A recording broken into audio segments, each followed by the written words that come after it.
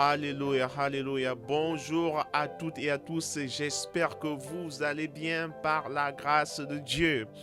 Nous allons bien de notre côté. Je suis le frère Maxime et comme à notre habitude, je viens pour partager avec vous la parole de Dieu. Amen, amen, amen. Et j'espère que vous passez des bons moments.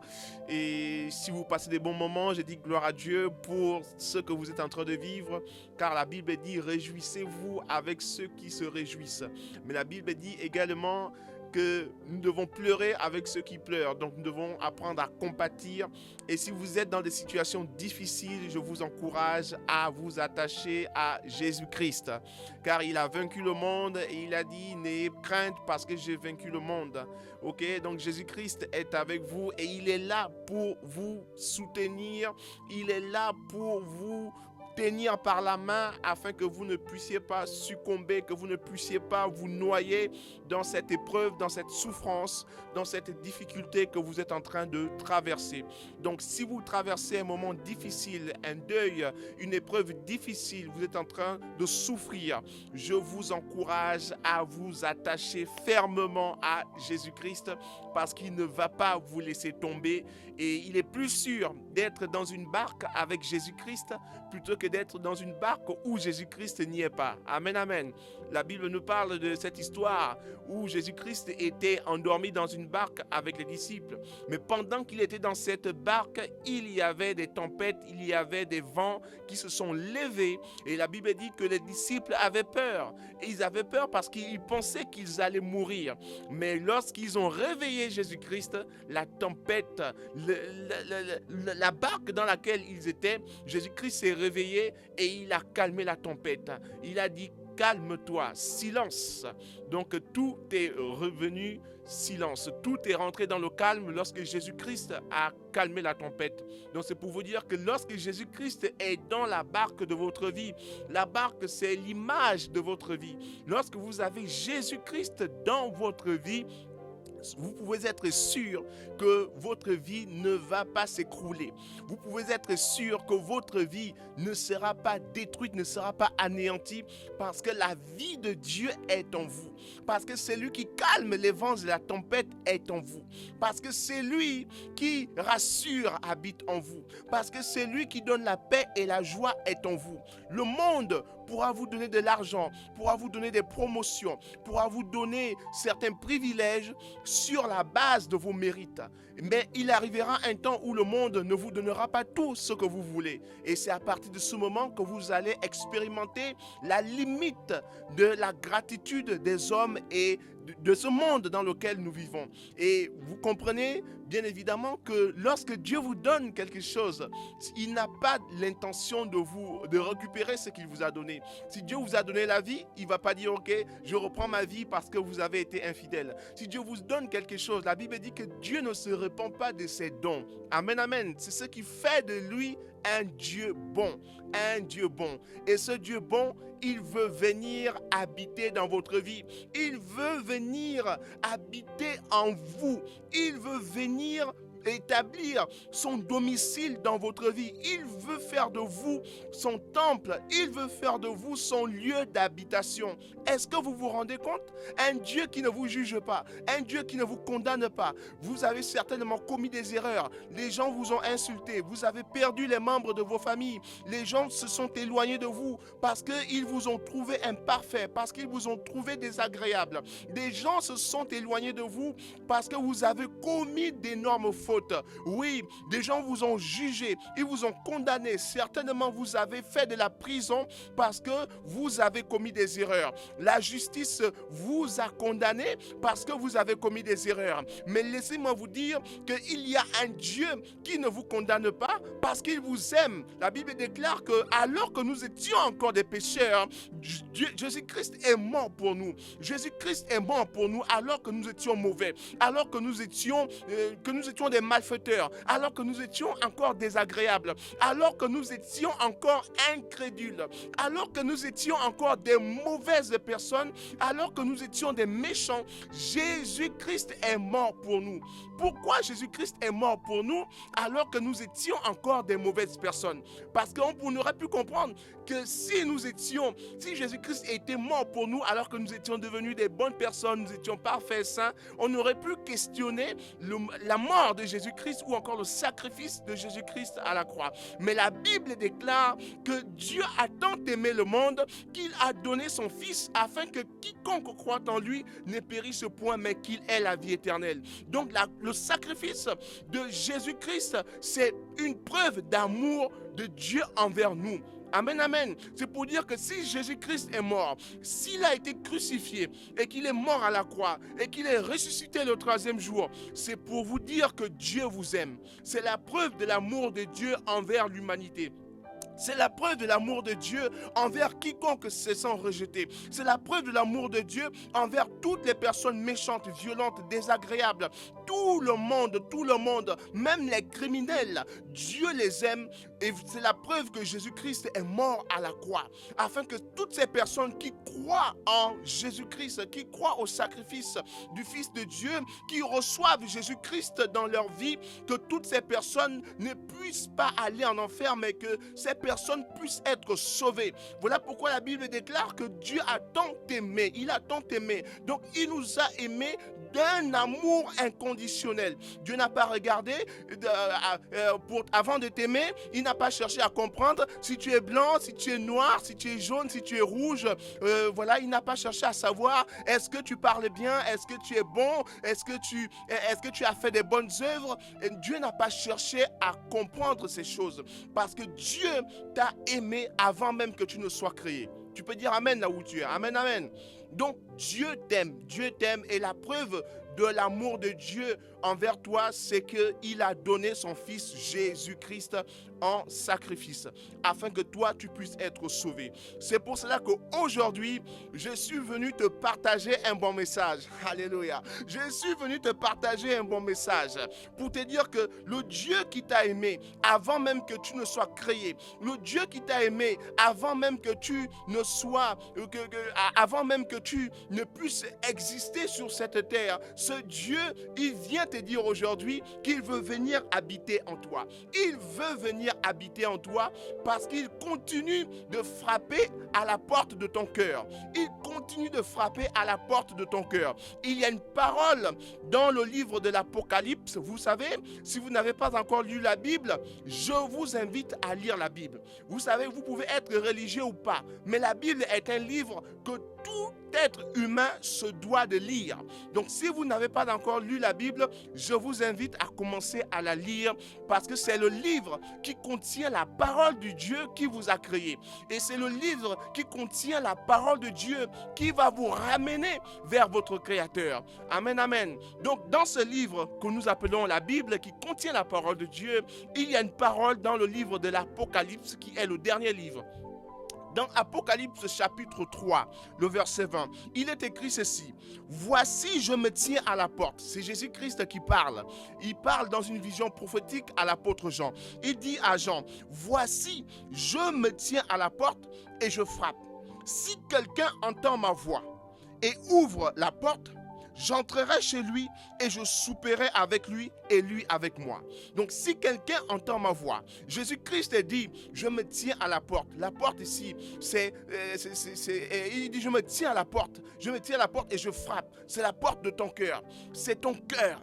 Ton cœur. Jésus-Christ est en train de frapper. Il est en train de frapper. Il dit, je frappe.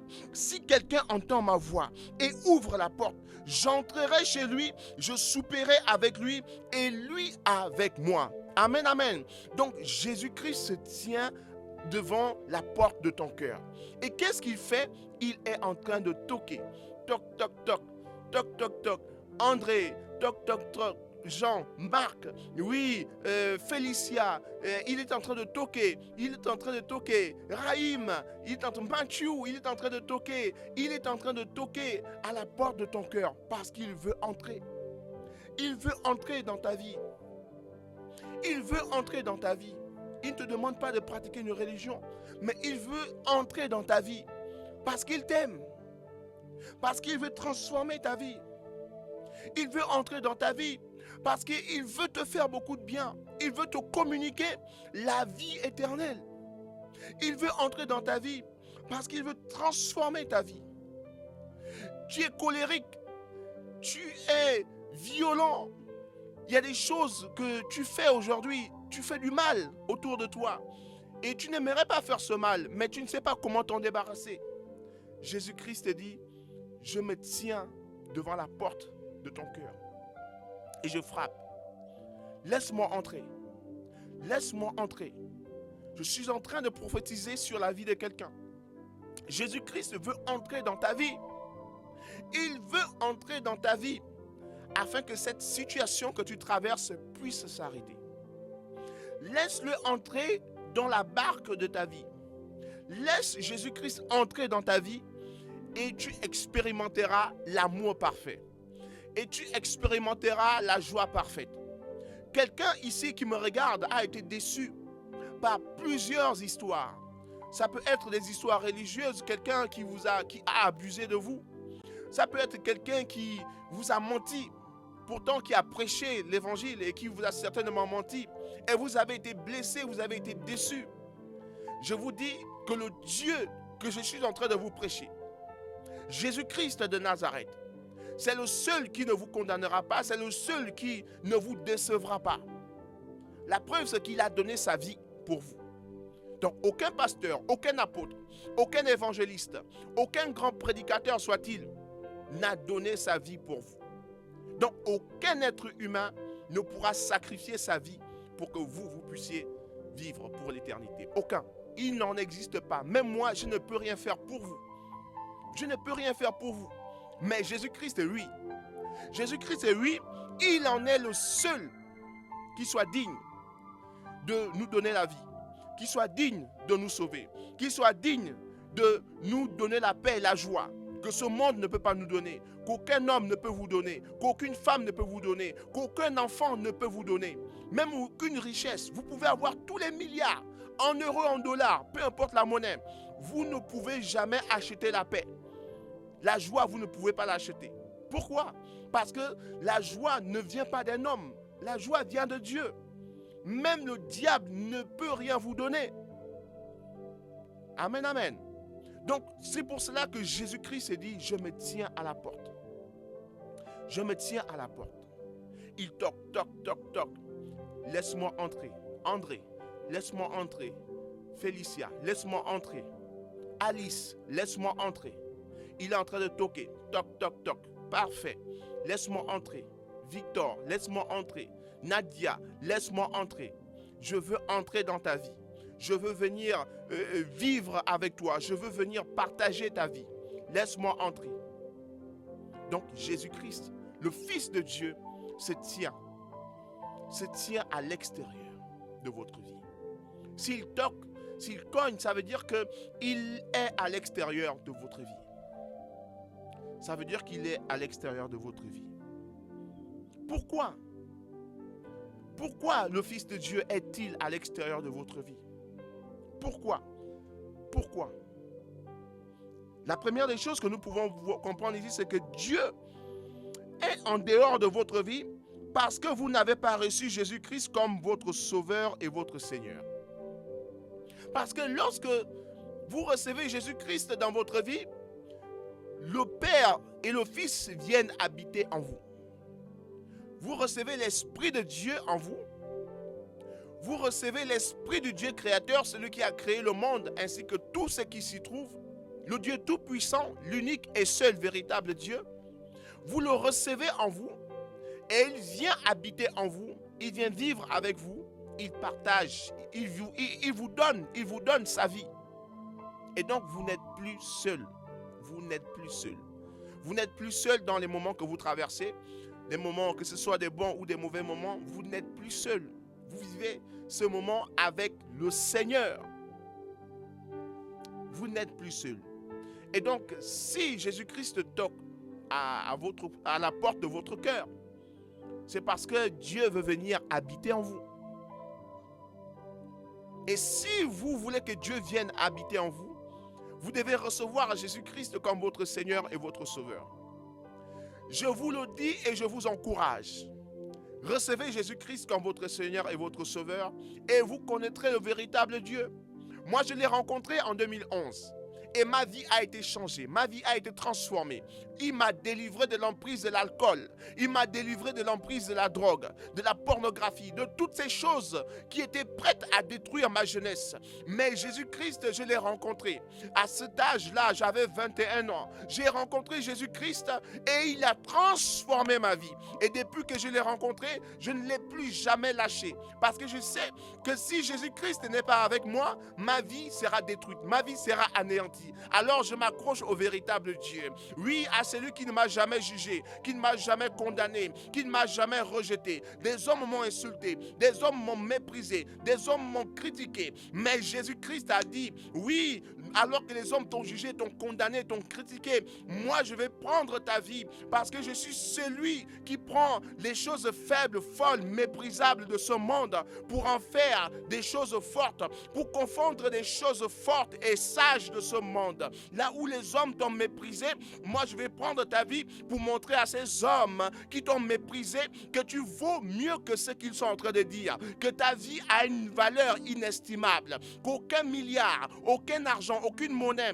aucune richesse ne peut acheter ta vie. Voilà pourquoi Jésus-Christ est venu. Quand il est venu dans ma vie, il a transformé ma vie. Ça a été le plus grand et merveilleux miracle que j'ai expérimenté. Et depuis que je l'ai rencontré, je continue de prêcher sa parole, je continue d'encourager, d'exhorter à quiconque n'a pas reçu Jésus-Christ de le recevoir, parce que je sais que c'est l'unique Dieu et Seigneur qui puisse sauver ta vie.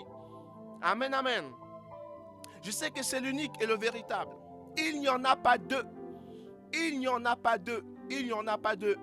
Il est unique. La Bible dit qu'il n'y a point d'autre nom qui nous a été donné sur la terre parmi les hommes, par lequel nous puissions être sauvés.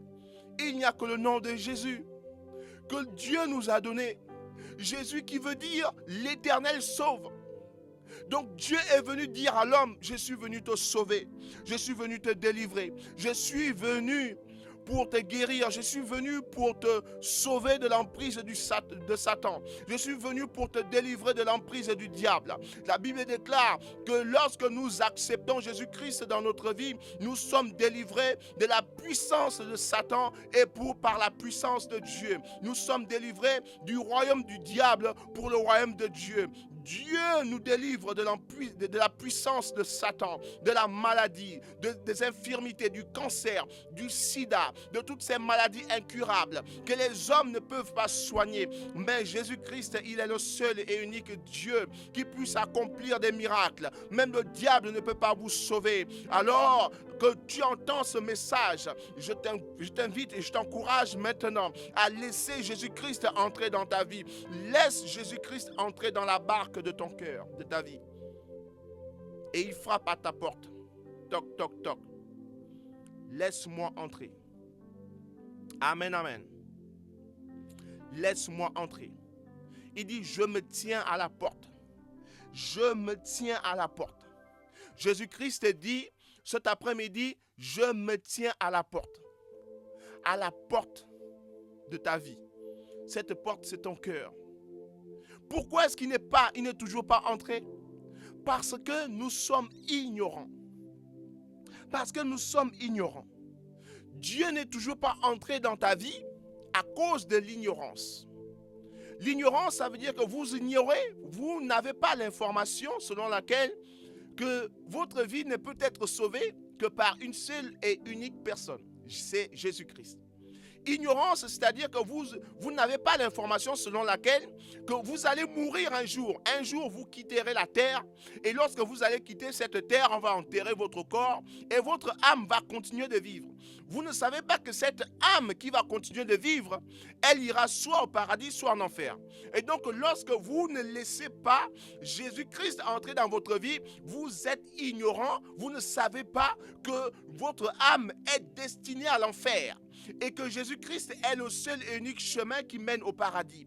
Jésus-Christ est le seul et unique chemin qui vous sauve de l'emprise des ténèbres, qui vous sauve de la condamnation éternelle. Parce que lorsque vous régnez Jésus-Christ, oui, sur cette terre de votre vivant, à cause de votre intelligence, à cause de votre savoir, à cause de votre tradition, à cause, oui, de votre culture, lorsque vous régnez, vous remettez en question la parole du Fils de Dieu, vous remettez en question l'amour de Dieu envers vous, vous êtes en train de dire à Dieu, ne viens pas dans mon cœur, parce que vous ne pouvez pas dire que vous avez Dieu en vous alors que vous êtes en train de rejeter le Fils.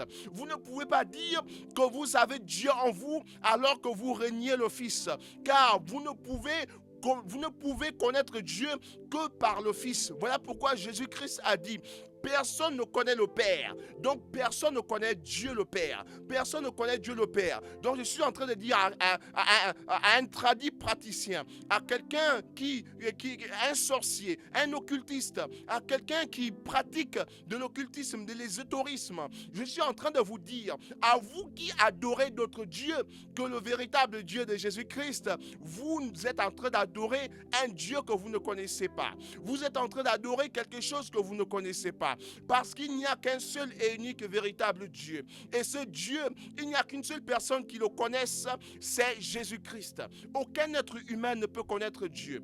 Aucun être de chair ne peut connaître Dieu. Voilà pourquoi Jésus-Christ a dit, personne ne connaît le Père si ce n'est le Fils.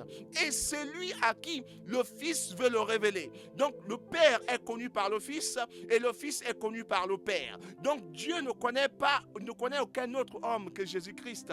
C'est lui l'intermédiaire entre l'homme et lui. C'est lui l'intermédiaire entre l'homme et lui. Voilà pourquoi Jésus-Christ dit que je viens te révéler le Père. Je viens te révéler le véritable Dieu. Je viens te révéler, oui, le seul et unique vrai Dieu que tu dois adorer. Que tu dois adorer. Voilà pourquoi il a dit, l'heure est venue où les vrais adorateurs adoreront le Père en esprit et en vérité. Le Dieu que nous devons adorer, c'est le Dieu qui décide de faire de nous ses enfants, qui décide de faire de nous ses fils.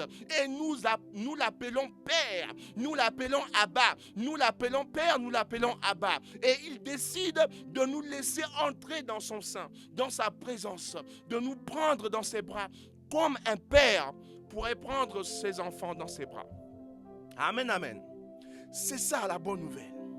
C'est ça la bonne nouvelle.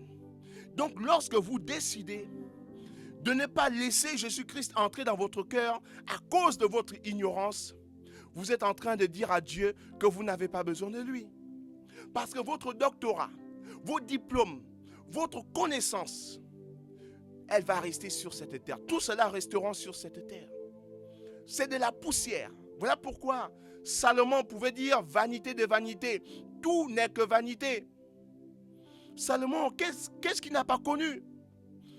Qu'est-ce qu'il n'a pas connu? Il a eu autant de femmes qu'il voulait, autant de concubines qu'il voulait. Il a eu de la richesse. Il a même eu de la sagesse qu'aucun autre homme n'a pu avoir. Il a été un homme très réputé, très connu. Mais il a fini par comprendre qu'il n'y a qu'une seule chose qui importe. C'est d'obéir aux voies de Dieu. C'est de marcher dans les voies de Dieu. Et il a dit que tout n'est que vanité.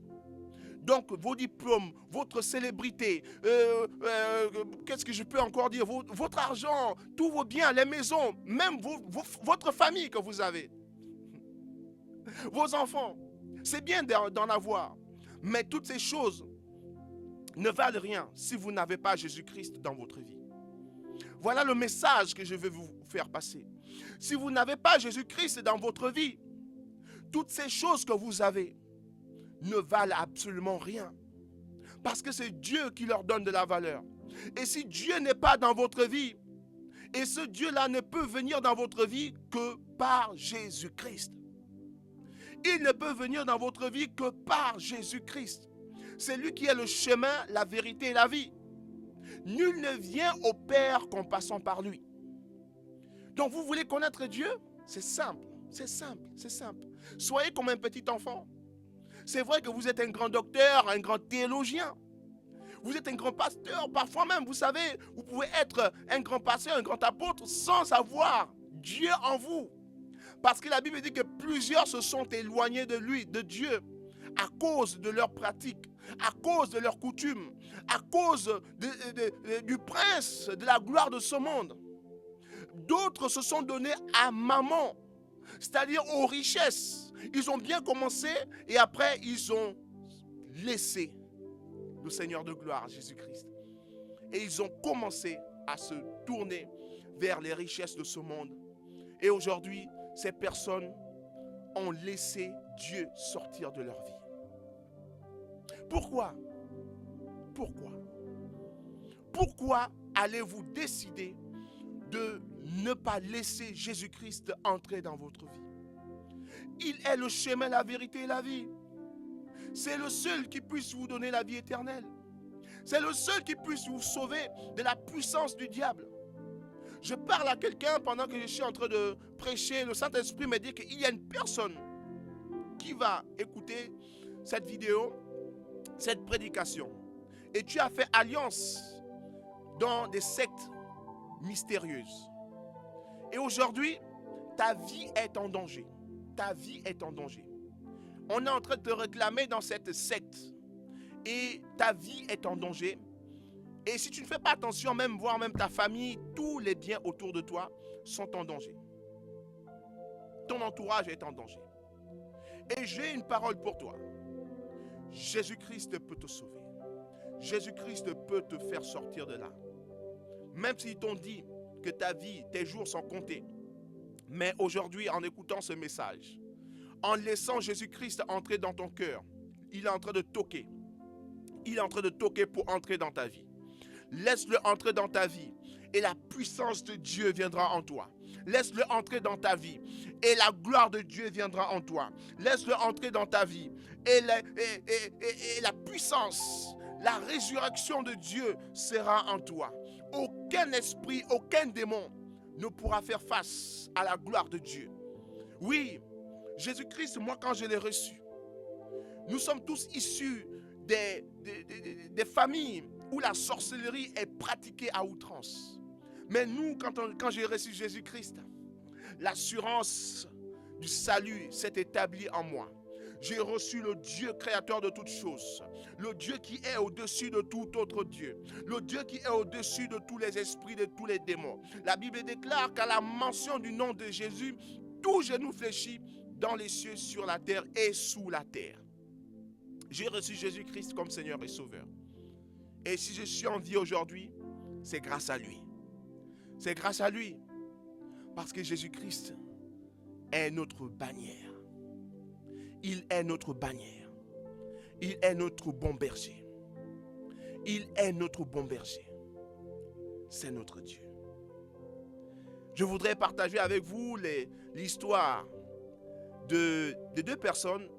Il y en a plus, mais j'en ai souligné que deux. C'est l'histoire de deux personnes qui ont laissé Jésus-Christ entrer dans leur vie et qui ont expérimenté la gloire de Dieu. Je commencerai par parler de cet homme que nous appelons Zachée.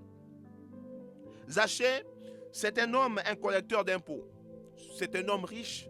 Zachée, c'est un homme qui a le confort nécessaire dans ce monde. Zachée, c'est un homme qui ne manque de rien. Zachée, c'est un homme célèbre, c'est un notable de la ville. Zachée, c'est un homme qui a de l'autorité.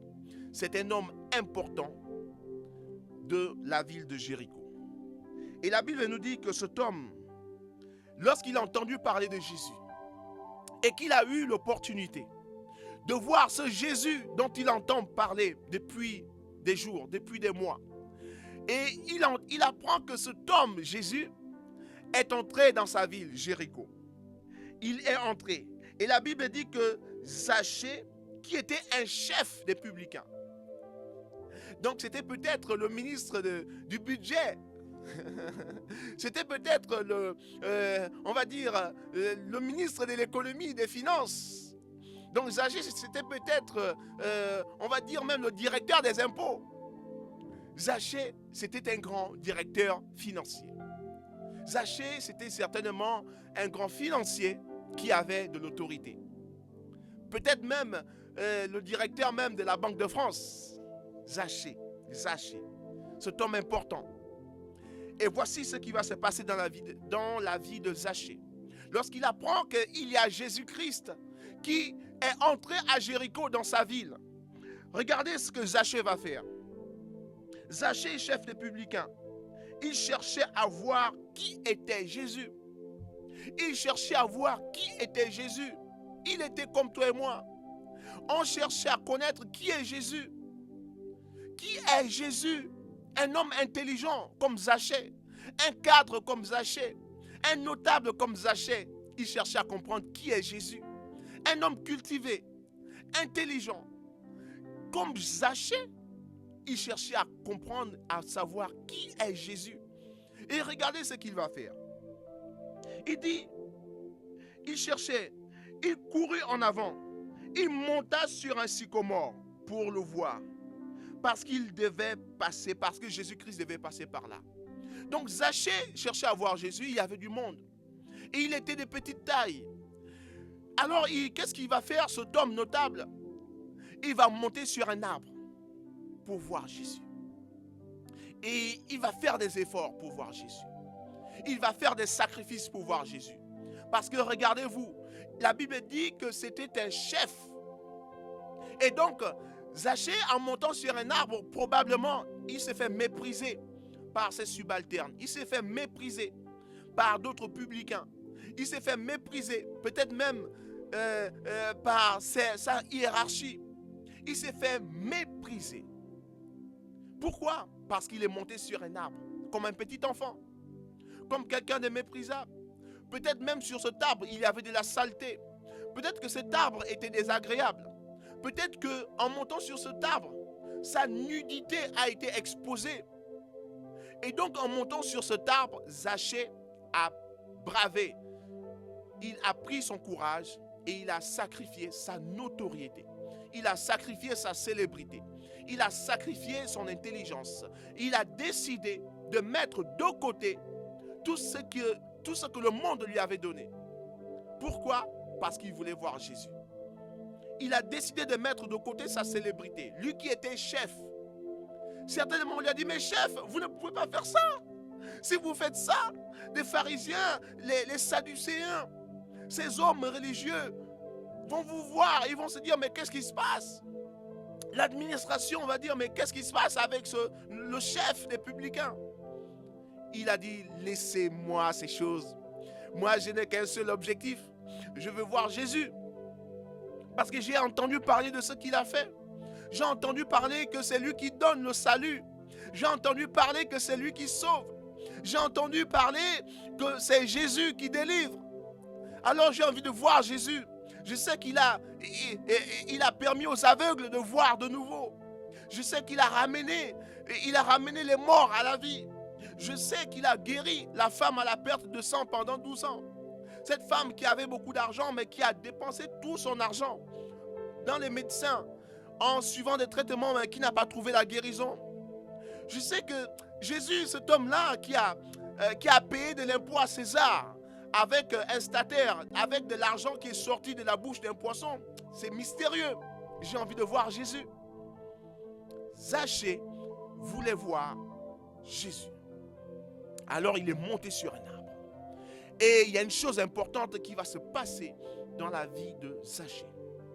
Lorsque Jésus-Christ va voir Zachée qui est sur un arbre parce qu'il voulait le voir, la Bible dit Jésus-Christ fut arrivé à cet endroit. Où était Zachée? Il leva les yeux.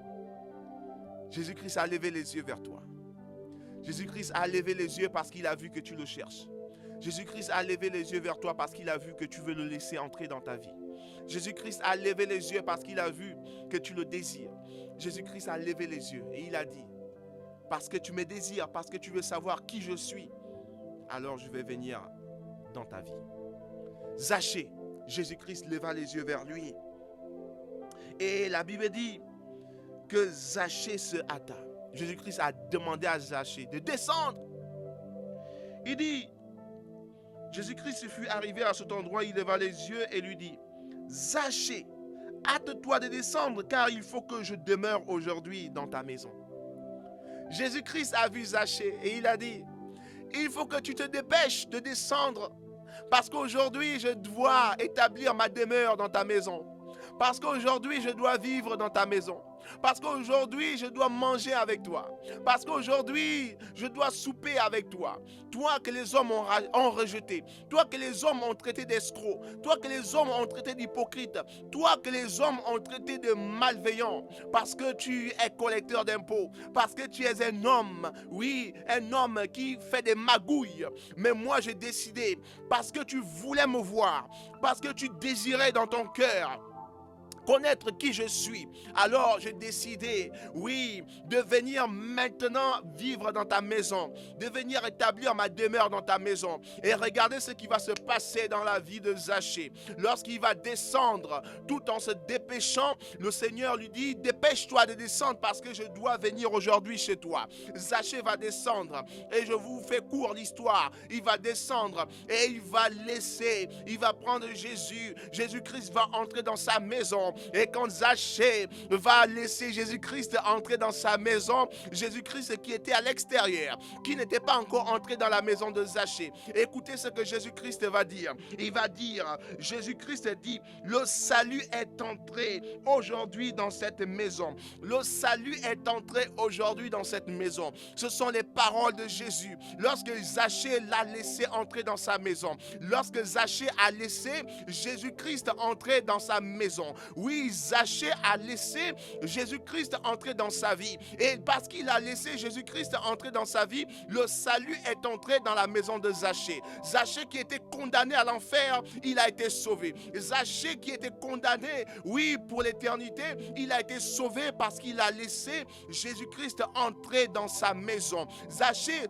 avait de l'argent, il avait des biens, il avait de la réputation, il était célèbre, mais toutes ces choses ne pouvaient pas le sauver. Pourquoi? Parce que ces choses ne sauvent pas. Ces choses ne sauvent pas. Mais Jésus-Christ, qui est le seul et unique Seigneur qui sauve, il est entré dans la maison de Zachée et il est entré avec le salut. Il est entré avec la paix et la joie. Il est entré avec la puissance de Dieu pour délivrer, pour sauver. Et il a dit, le salut est entré aujourd'hui dans cette maison. Alors que tu écoutes, oui, cette parole et que Jésus-Christ dit que je me tiens à la porte de ton cœur et que je frappe et que tu décides maintenant aujourd'hui comme Zachée de laisser Jésus-Christ entrer dans ta vie. Maintenant le salut vient dans ta maison, dans ta famille, dans la vie de tes enfants, de ta femme, oui, de tes amis, de tes cousins, de tes cousines. Le salut vient dans ta maison au nom de Jésus.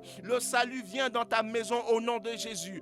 Laisse Jésus-Christ entrer dans ta maison maintenant. Laisse-le entrer dans ton cœur. Laisse-le entrer dans ta vie et tu verras la gloire de Dieu. Tu expérimenteras la puissance de Dieu parce qu'il est venu pour sauver ceux qui étaient perdus. Zachée était perdu malgré ses richesses, malgré sa célébrité. Zachée était perdu malgré sa réputation, malgré sa carrière professionnelle, malgré ses diplômes, malgré sa connaissance. Il était perdu. Pourquoi était-il perdu? Parce qu'il n'avait pas encore rencontré le Seigneur de gloire, parce qu'il n'avait pas encore rencontré Jésus-Christ de Nazareth.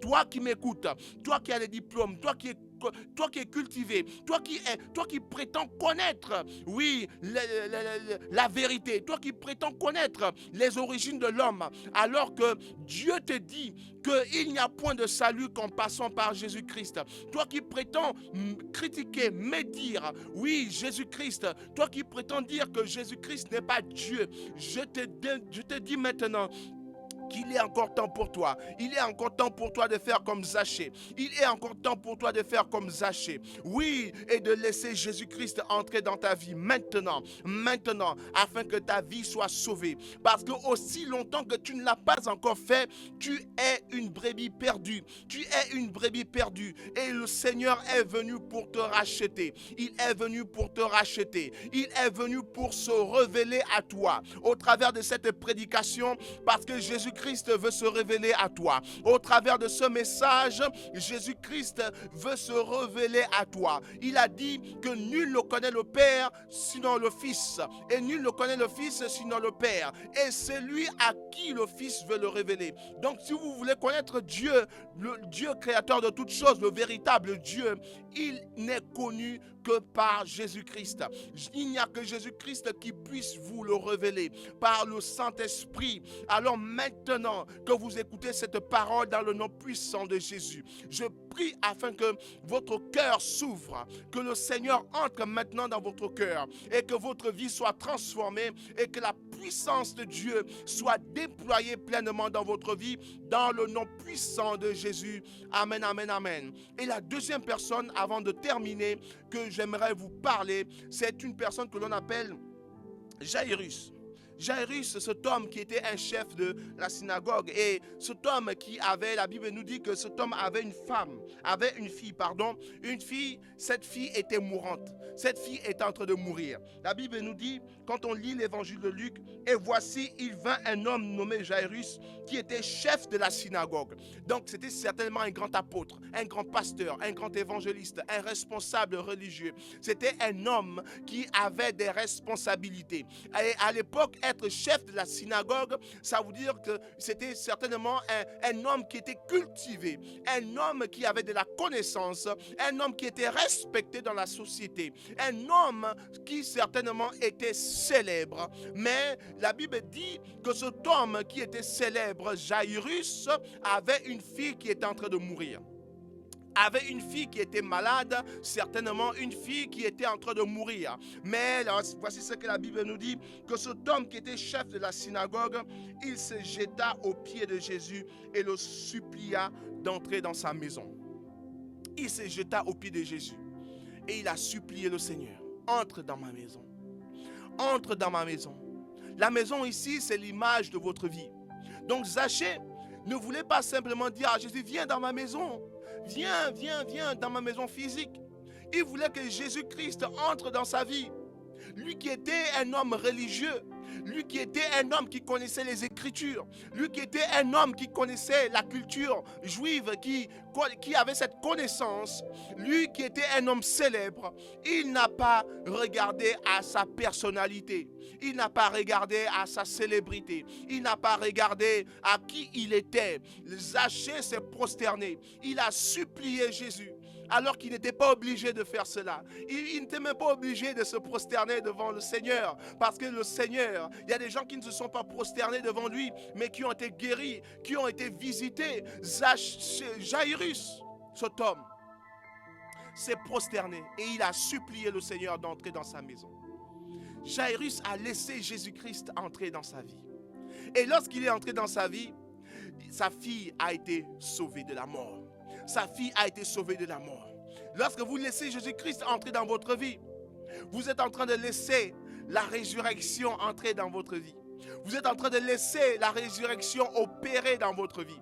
Vous êtes en train de laisser le Seigneur de gloire apporter la vie là où la mort existait. Lorsque vous laissez Jésus-Christ entrer dans votre vie, vous êtes en train de laisser, oui, la richesse de Dieu opérer là où la pauvreté existait. Parce que ce que le monde considère comme riche est considéré comme une pauvreté devant Dieu.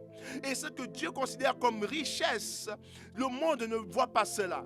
Parce que la richesse selon Dieu n'a pas la même connotation que la richesse selon ce monde. Et donc, oui, la mort qui existait, la pauvreté qui existait dans votre vie, lorsque Jésus-Christ entre dans votre vie, il apporte la richesse. Oui, la richesse, c'est-à-dire que la santé, ça fait partie de la richesse de Dieu. La santé divine fait partie de la richesse de Dieu. La paix, la joie de Dieu parfaite font partie de la richesse de Dieu. Oui, le bien-être, oui, de Dieu, ça fait partie de la richesse que Jésus-Christ apporte dans votre vie. Parce que ces choses ne peuvent être acquises dans ce monde. La richesse de ce monde, les bienfaits de ce monde ne peuvent pas vous donner la paix et la joie. Et oui, je vous le dis, vous pourrez manger, vous pouvez avoir toute la nourriture de ce monde. Vous allez avoir le dégoût. Pourquoi? Parce que vous allez comprendre que, en fait, plus vous en avez, plus vous n'avez plus envie. Vous voyez? Donc ça veut dire que ce n'est pas ça le véritable bonheur pour vous. Quelqu'un qui a dit que l'argent fait le bonheur, mais il s'était trompé parce que le bonheur ne se trouve pas dans de l'argent. Parce que dans la Bible, vous allez voir que l'apôtre Paul va dire que l'argent même est la racine de tous les maux.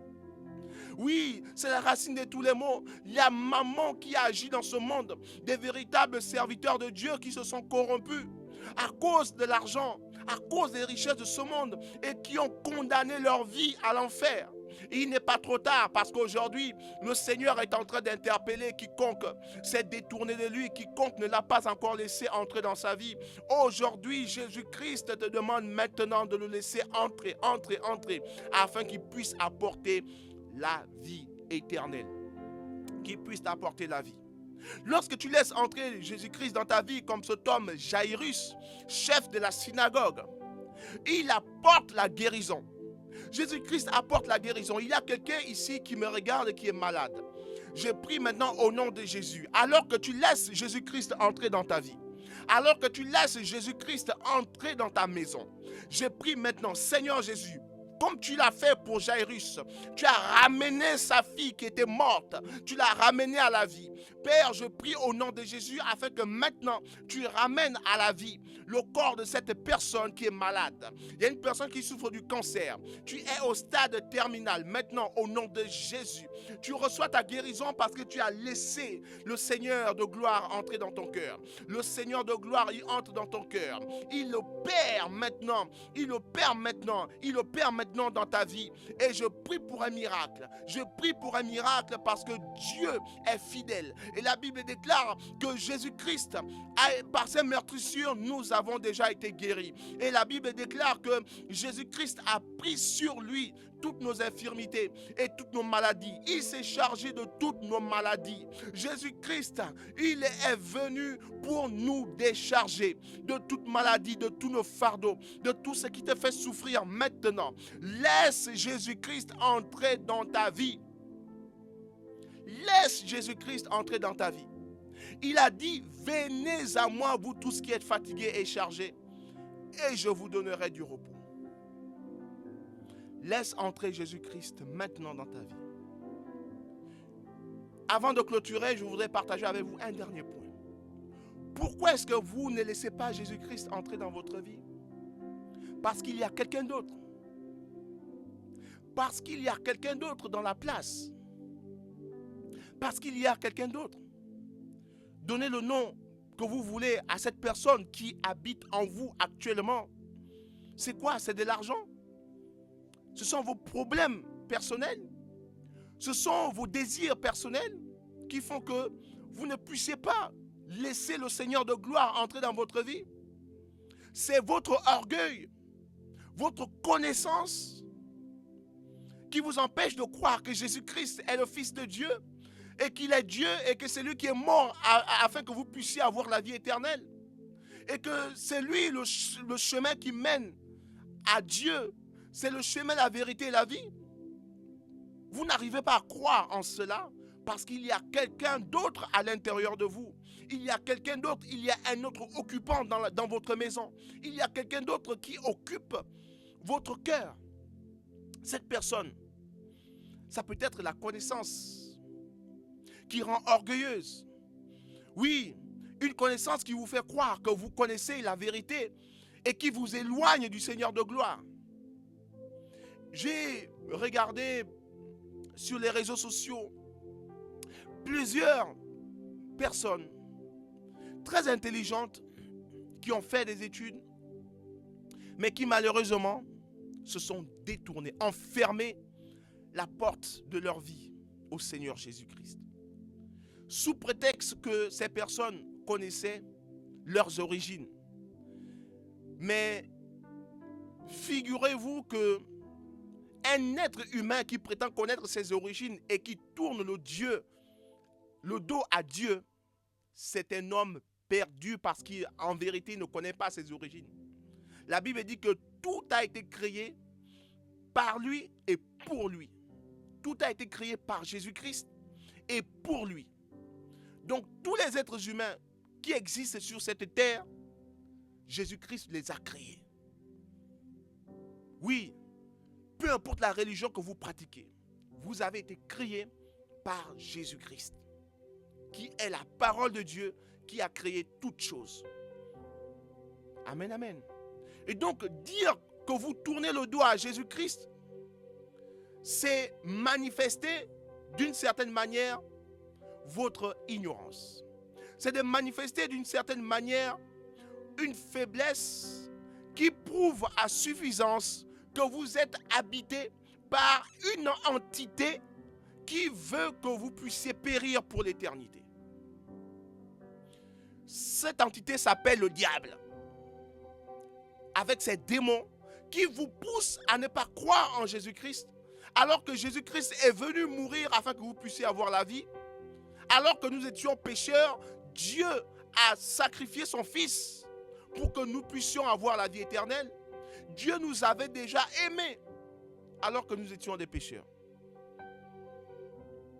Donc, vous n'acceptez pas Jésus-Christ aujourd'hui parce qu'il y a un autre occupant en vous qui vous laisse croire que vous connaissez mieux que Jésus-Christ, qui vous a dit que je suis le chemin, la vérité et la vie. Je vous donne un défi. Envoyez-moi un message en commentaire si vous connaissez un autre homme aussi parfait que Jésus-Christ. Si vous connaissez un autre homme qui est mort pour que les hommes puissent avoir la vie. Si vous connaissez un autre homme qui a dit que j'ai reçu le pouvoir dans les cieux et sur la terre et sous la terre pour pardonner les péchés de l'humanité. Si vous connaissez un autre homme qui a été parfait comme Jésus-Christ, envoyez-moi son nom. C'est le nom d'un prophète, c'est le nom de quelqu'un d'influent, d'une entité religieuse. Je vous dirai qu'il n'y en a pas. Il n'y en a pas. Il n'y en a pas. Il n'y en a pas. Et donc, je vous encourage, peu importe votre statut social, peu importe votre connaissance historique, peu importe votre culture, je vous invite maintenant à laisser Jésus-Christ entrer dans votre vie. Il a transformé la vie de plusieurs personnes, moi y compris. Je pourrais vous prendre plusieurs exemples. Des personnes qui ont laissé Jésus-Christ entrer dans leur vie et qui ont vu leur vie être transformée. On n'en finirait pas. Pourquoi? Parce que Jésus-Christ est celui qui nous sauve de la puissance du diable. Il y a des problèmes qui ne seront jamais résolus dans ce monde. Mais Jésus-Christ est la solution de toutes choses. Il est la solution de toutes choses. Alors de là où vous êtes, avant de clôturer ce moment, je vous invite maintenant à faire cette prière avec moi. Jésus-Christ a dit, je me tiens à la porte et je frappe. Si quelqu'un entend ma voix, j'entrerai chez lui et je souperai avec lui. Alors que tu as écouté cette parole et je crois que le Saint-Esprit a maintenant ouvert ton cœur, répète après moi cette prière. Dis, Seigneur Jésus, merci encore pour ta parole. Merci d'être venu à moi aujourd'hui. Je prie afin que tu entres dans ma vie maintenant. Entre dans mon cœur. Transforme ma vie. Comme tu as transformé la vie de Zachée. Comme tu as transformé la vie de Jairus. Tu as ramené de la mort sa fille. Comme tu as transformé la vie de cette femme à la perte de sang.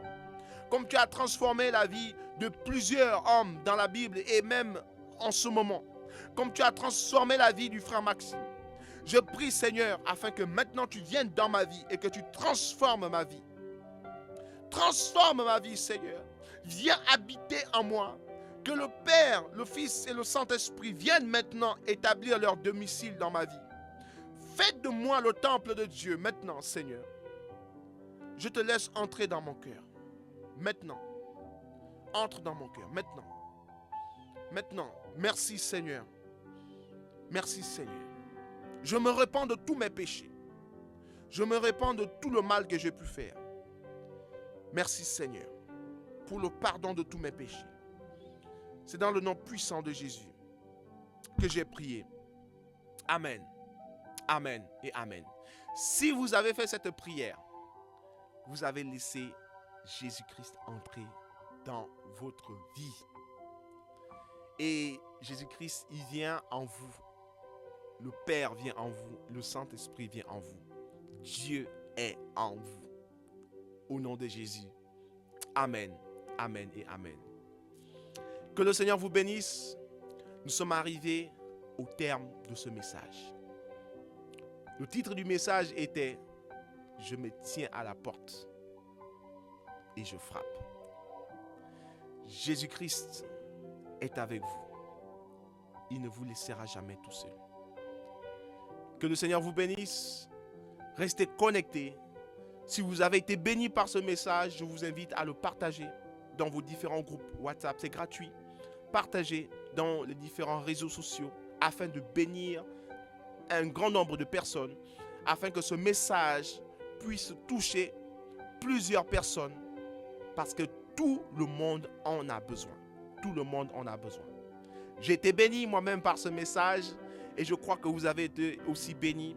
Et donc je vous donne rendez-vous à la prochaine fois. Restez connectés, abonnez-vous, likez et partagez. Envoyez-nous des commentaires si vous avez été bénis, des témoignages dans le nom puissant de Jésus. Je vous dis à très bientôt. Au revoir.